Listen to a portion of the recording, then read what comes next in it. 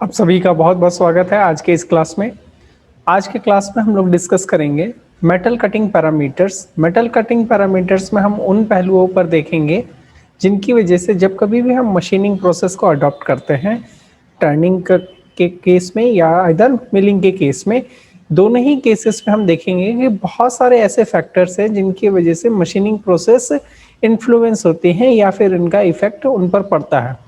इनमें हम आज के क्लास में देखेंगे material machinability, cutting tool material, cutting speed और spindle speed, depth of cut, feed rate, tool geometry, coolant, machine या स्पिंडल का power, rigidity of machine.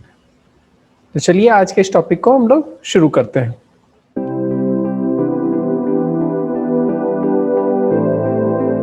Metal cutting parameter से हम उन सभी बिंदुओं पर ध्यान देंगे जो अभी हम कन्वेंशनल मशीनिंग प्रोसेस में यूज करते हैं।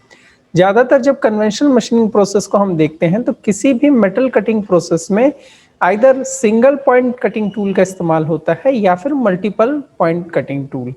साथ ही इनके साथ ही बहुत सारी जगहों पर एब्रेसिव मशीनिंग टूल्स या एब्रेसिव टूल्स का यूज करते हैं, जैसा कि हम ग्राइंडिंग मशीन के केस में ग्राइंडिंग व्हील पे देखते हैं। जब कभी भी हम कन्वेंशनल मशीनिंग प्रोसेस का यूज करते हैं तो ये वो तरीका है जो आज तक चलते आई हैं, और वहीं अभी जैसे जैसे टेक्नोलॉजी में एडवांसमेंट आई है मटेरियल रिमूवल में, वैसे में हम लोग इस्तेमाल करते हैं अलग अलग एनर्जी सोर्सेज का। जिस तरह का केमिकल, इलेक्ट्रिकल या फिर थर्मल एनर्जी बेस्ड हमारे पास में मेटल रिमूवल प्रोसेस आ सकते हैं। जब हम कन्वेंशनल मेटल कटिंग की ओर जाते हैं तो इसमें दो तरीका के ऑप्शंस हमें मिलते हैं। पहला, यादर वर्कपीस स्टेशनरी हो और टूल का मूवमेंट हो। दूसरा कंडीशंस, टूल मोशन में हो और वर्कपीस स्टेशनरी हो। दोनों ही केसेस में जब हम देखते हैं तो मशीनिंग प्रोसेस होते हैं। फॉर एग्जांपल, जब कभी भी हम लोग ड्रिलिंग ऑपरेशन करते हैं, ड्रिलिंग ऑपरेशन करते समय हमारे पास में वर्कपीस स्टेशनरी कंडीशंस में रहता है, जब बेड पे फिक्स रहता है और टूल का मोशन होता है। वहीं अगर हम लेथ में अगर देखते हैं, अगर टर्निंग मशीन्स में अगर हम देखेंगे तो वर्कपीस यानी वर्कपीस जो रोटेट करता है चक में आरपीएम पे, एक हाई आरपीएम पे रोटेट करता है और एक कटिंग टूल का मूवमेंट होने की वजह से उसमें कटिंग होती है। इन सभी चीज़ों के पीछे जब कभी भी किसी मेटल से या किसी वर्कपीस में से, पार्ट में से चिप्स के फॉर्म में या फ्लेक्स के फॉर्म में अगर मटेरियल का रिमूवल हो रहा है तो इन सभी में बहुत सारे ऐसे फैक्टर्स हैं जो उनको इन्फ्लुएंस करते हैं। कई बार ऐसे फैक्टर्स छोटे रोल के साथ में बहुत ही बड़े रोल में भी इंक्लूड करते हैं। कुछ फैक्टर्स हमारे पास में हैं, जैसे मेटल कटिंग करते समय आप कितनी स्पीड से जॉब में टूल का मोशन ले रहे हैं, क्वालिटी कैसा है आप, यानी फिनिश प्रोडक्ट जब आप बन के बाहर आएगा उसका सरफेस का क्वालिटी कैसा रहेगा, एक्यूरेसी कितना रहेगा उस प्रोसेस के दौरान। अगर हम मशीनिंग प्रोसेस को अडॉप्ट कर रहे हैं तो क्या ड्यूरिंग मशीनिंग प्रोसेस में टूल वेयर जैसे फेनोमेनन उसमें आ रहे हैं या नहीं आ रहे हैं। कॉस्ट ऑफ प्रोडक्शन, जैसे जैसे कॉस्ट बढ़ते जा रहा है वो देखेंगे किसी मशीनिंग प्रोसेस में। टूलिंग के साथ साथ में मशीनिंग टाइम जो आप स्पेंड करते हैं वो कॉस्ट ऑफ प्रोडक्शन को बढ़ा या घटा सकते हैं। सबसे पहले हम बात करेंगे मटेरियल मशीनेबिलिटी को। मटेरियल मशीनेबिलिटी कहता है ये कितनी आसानी से किसी भी मटेरियल में से यानी उसके सरफेस में से उस मेटल को या फिर जो भी हमें मटेरियल दिया गया है उसे अलग कर सकते हैं। साधारण शब्दों में समझें, जितना कोई भी मटेरियल सॉफ्ट रहेगा, नर्म रहेगा, उससे मटेरियल रिमूव करना उतना ही आसान है। और जैसे जैसे ही कोई भी मटेरियल का हार्डनेस अगर बढ़ता जाता है उसमें से मटेरियल रिमूव करना ज़्यादा ही मुश्किल हो जाता है। जब हम मटेरियल रिमूवल प्रोसेस अडॉप्ट करते हैं तब हमारे पास में चिप्स के फॉर्म में जो हम मेटल को रिमूव करते हैं, हमारे पास में रिबन चिप्स मिलेंगे, ट्यूबुलर चिप्स मिलेंगे, कॉर्क स्क्रू चिप्स मिल सकते हैं, हेलिकल चिप्स मिल सकते हैं, स्पाइरल चिप्स मिलेंगे, आर चिप्स। ज़्यादा कटिंग टूल मटेरियल कौन कौन से हम मेज़र करेंगे जब हम कभी भी किसी मेटल कटिंग ऑपरेशंस में जाते हैं। कटिंग टूल एक बड़ा इंपॉर्टेंट फैक्टर है। जो मोस्ट कॉमन कटिंग टूल हम यूज़ करते हैं वो होते हैं हाई स्पीड स्टील के। ये जनरली किसी भी वर्कशॉप में या जनरल पर्पस वर्क में हाई स्पीड स्टील यानी HSS के टूल्स हमें मिल सकते हैं। दूसरे इसके ऊपर के कैटेगरीज में जाते हैं जिनका हार्डनेस या एफिशिएंसी लेवल ज़्यादा रहता है, वो होते हैं कार्बाइड्स के। ये दो बहुत ही कॉमनली यूज है और सबसे ज़्यादातर इनका यूज किया जाता है। इनके ऊपर में जब आते हैं तो सिरेमिक टूल्स और CBN टूल्स आते हैं। और सिरेमिक्स जो CBN आते हैं ये इनके हार्डर ग्रेड्स में पहुंचते हैं। जब कभी भी सिरेमिक्स और CBN जैसे टूल्स का इस्तेमाल करेंगे, उनको वैसी जगहों पे यूज करेंगे जो मटेरियल काफ़ी ज़्यादा टफ है और हार्ड है। जब कभी भी हम कटिंग टूल को सिलेक्शन करते हैं तो उनमें सबसे पहले हम देखते हैं उनकी हार्डनेस, उसकी strength, wear resistance capacity. Wear resistance कहने का मतलब है जब कभी भी एलिवेटेड टेम्परेचर्स में यानी कटिंग करते समय चूंकि वर्कपीस और टूल का इंटरेक्शन हमेशा रहता है, ऐसे कंडीशंस में कटिंग टिप्स में टेम्परेचर बहुत ही ज़्यादा हाई हो जाता है। तो ये भी देखना है कि जब कभी भी एलिवेटेड टेम्परेचर्स में या फिर एक ड्यूरेशन सर्टेन अमाउंट के बाद में टूल में वेयर आ रहा है, अगर कितना आ रहा है ये वेयर रेजिस्टेंस में हम काउंट करते हैं। थर्मल स्टेबिलिटी, जब कभी भी टूल एलिवेटेड टेम्परेचर्स में काम कर रहे हैं तो वो टूल या उसके पॉइंट्स कितने स्टेबल होते हैं एलिवेटेड टेम्परेचर्स पे कटिंग एक्शन करते समय, ये सारी चीज़ें हमें ध्यान में रखनी पड़ती हैं। जब कभी भी हम कटिंग स्पीड या स्पिंडल स्पीड का बात करते हैं तो कटिंग स्पीड वो स्पीड रहती है जिस पे टूल पास करता है कटिंग करते समय किसी मटेरियल पर। ये वो दर होती है जिस पे मटेरियल रिमूव होता है किसी भी मेटल सरफेस पे से या मटेरियल के सरफेस से। इसे ज़्यादातर हम जो एक्सप्रेस करते हैं इसके लिए यूनिट हम इस्तेमाल में लाते हैं मीटर्स पर मिनट का, और अगर ब्रिटिश सिस्टम में अगर हम बात करते हैं तो फीट पर इंच इससे हम इस्तेमाल में लाते हैं। जब कभी भी हम लेथ में बात करें तो वर्कपीस हमेशा रोटेटिंग कंडीशंस में रहते हैं। ऐसे कंडीशंस में हम क्या कर सकते हैं, जब टूल का मूवमेंट हो तो इनके रिलेटिव में हम कटिंग स्पीड निकालते हैं, और वहीं पे जब कहीं भी टूल रोटेटिंग कंडीशंस में रहते हैं और वर्कपीस स्टेशनरी, तो दोनों के ही रिलेटिव केसेस में हम लोग इनका यूज करते हैं। जितनी ज़्यादा कटिंग स्पीड होगी प्रोडक्टिविटी किसी भी टूल का उतना ही ज़्यादा हो जाएगा।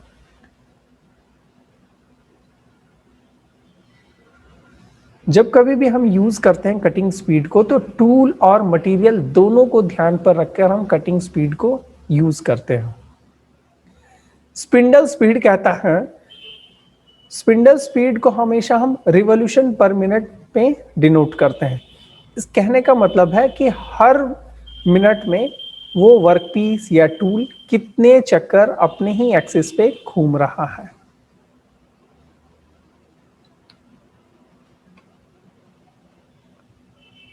अभी सामने ड्राइंग में से हम देख सकते हैं रिलेशन है, VC डिनोट करता है कटिंग स्पीड को, वहीं पे पाई DN बाई 1000 ये एक जनरल फार्मूला है। यहाँ से N जो वैल्यू है आपका स्पिंडल स्पीड आप यहाँ से निकाल सकते हैं। RPM निकालने के लिए भी हम इनका यूज करते हैं। Cutting speed tool cutting tool के साथ में मटेरियल डिपेंडेंट भी होता है। अब बात करें डेप्थ ऑफ कट की, तो डेप्थ ऑफ कट कहता है जब कभी भी कटिंग करते समय टूल पेंट्रेट करता है किसी भी वर्क पीस पे, जितने अमाउंट वो पेंट्रेट करता है एक साइड से, वो उसे उसका डेप्थ ऑफ कट कहते हैं। फीड रेट एक ऐसा चीज है जो रिलेटिव मोशंस को डिनोट करता है। रिलेटिव मोशंस किसके बीच में, टूल्स और वर्कपीस के बीच पे। इसे हम लोग फीड पर रिवॉल्यूशन या फीड पर रिवॉल्यूशन में ज़्यादातर हम लेथ मशीन्स में mm पर रिवॉल्यूशन कहते हैं। यानी हर चक्कर पर वर्कपीस के एक चक्कर पे टूल कितना एडवांस कर जाता है अपने कटिंग पाथ में, इसे हम फीड रेट कहेंगे। लेथ ऑपरेशंस की जब हम बात करेंगे तो लेथ ऑपरेशंस में हम काउंट करते हैं हमेशा वर्कपीस एक रोटेशन में, यानी एक चक्कर जब रोटेट करे टूल कटिंग करते समय कितना आगे मूव करता है, ये फीड रेट इसमें काउंट करते हैं।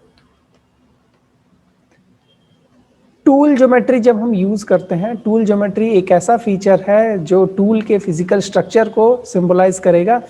इसमें हम इस बात का ध्यान रखते हैं कि जब कभी भी टूल कोई भी cutting tool cutting action perform करता है। तो कटिंग करते समय टूल अपना एक्सेसिव वर्कपीस के साथ में रबिंग ना हो, रगड़ ना खाए। अगर टूल रगड़ खाता है, उसके कटिंग एजेस डैमेज होते हैं, टूल टिप ज़्यादातर इसी कारण से डैमेज हो जाते हैं जब कभी हम मैनुअली टूल को ग्राइंड करते हैं। ये एचएसएस के केसेस में होंगे। टूल ज्योमेट्री में हमें जो ध्यान में रखनी है, ये चीज़ें होती हैं रेक एंगल्स को, क्लियरेंस एंगल्स को और रिलीफ एंगल्स को। साथ ही जब कभी भी हम वर्कपीस में एंटर करते हैं, टूल का पेनिट्रेशन शुरू होने वाला रहता है, वो अप्रोच एंगल कैसा है। रेक एंगल को एक बार आपको ध्यान में दिला दें कि रेक एंगल वैसे एंगल्स होते हैं किसी भी टूल में जहां से चिप्स का रिमूवल आसानी से हो। क्लियरेंस एंगल्स वो एंगल्स होते हैं जिनकी वजह से क्या हो, टूल वर्कपीस के साथ में कांटेक्ट आने के बाद में उसका एक्सेसिव फेस रगड़ ना खाए। कूलेंट का ज्यादातर इस्तेमाल किस तरह से किया जाता है? जब कभी भी कटिंग एक्शन होता है किसी भी मेटल रिमूवल प्रोसेस में, टूल और वर्कपीस के इंटरेक्शन की वजह से हीट जनरेट होती है ज़्यादा से ज़्यादा। ऐसे कंडीशंस में हम जो एक्सेसिव हीट आया है, एक्सेसिव हीट की वजह से मटेरियल में भी चेंजेस आ सकते हैं, उसकी भी फिजिकल प्रॉपर्टीज अल्टर हो सकती हैं। साथ ही टूल भी अपनी थर्मल स्टेबिलिटी है वो भी खोना शुरू कर देता है। एलिवेटेड टेम्परेचर्स में आने की वजह से दोनों ही फिजिकल वर्कपीस के साथ में टूल में भी उनका एडवर्स इफेक्ट पड़ना शुरू हो जाता है। तो इन सभी से बचाने के लिए हम लोग कूलेंट यूज करते हैं। ज़्यादातर कूलेंट का कॉम्पोजिशन जो होते हैं कटिंग ऑयल्स होते हैं। इनमें आप डिमिनरलाइज्ड वाटर का यूज़ करते हैं या साधारण बोलचाल की भाषा में जो बैटरी का पानी है उनका यूज़ करते हैं। साथ ही वाटर सॉल्युबल ऑयल्स होते हैं। कई बार आपके पास पे ऑयल वाटर का स्प्रे भी किया जाता है। मशीन या स्पिंडल पावर की जब हम बात करेंगे तो जब कभी भी हम कटिंग एक्शन कर रहे हों तो हमेशा लोड जो होता है उसके चक पे या फिर जो स्पिंडल है उन पर सबसे ज़्यादा लोड रहता है।